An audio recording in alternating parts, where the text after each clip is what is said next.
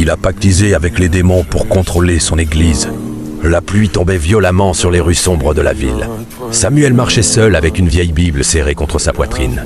Ses chaussures étaient déchirées. Son estomac criait de faim.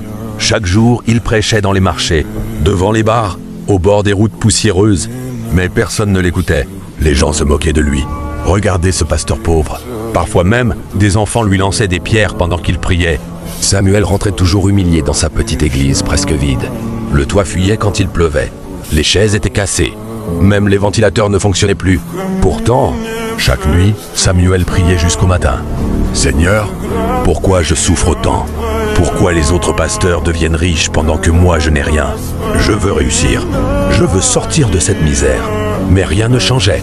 Pendant ce temps, d'autres pasteurs roulaient en voiture de luxe, entourés de gardes du corps et de foules immenses. Samuel commençait à perdre espoir. Un soir, alors qu'il prêchait sous un vieux lampadaire presque éteint, une immense voiture noire s'arrêta lentement devant lui. Les vitres étaient totalement teintées. Le moteur se coupa, puis la portière arrière s'ouvrit. Un homme élégant descendit, costume noir, chaussures brillantes, montre en or. Mais son regard était froid, presque inhumain.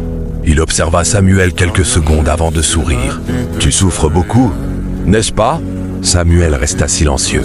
L'homme continua calmement. « Tu pries depuis des années, mais regarde ta vie. » Samuel baissa lentement les yeux.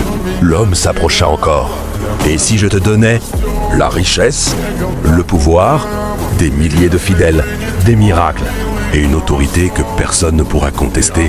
Samuel releva brusquement la tête. « Qui êtes-vous » L'homme sourit légèrement. « Quelqu'un capable de changer ton destin. » Puis il tendit une carte noire à Samuel.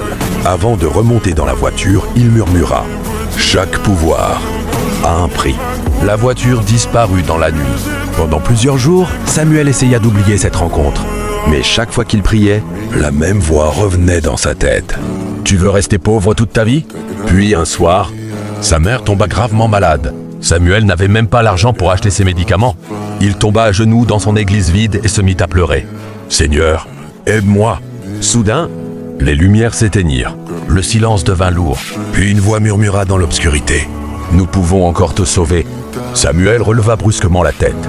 L'homme à la voiture noire était debout au fond de l'église, immobile. Cette nuit-là, Samuel monta dans la voiture noire. Vous aimeriez voir la suite? Abonnez-vous et dites-le moi en commentaire.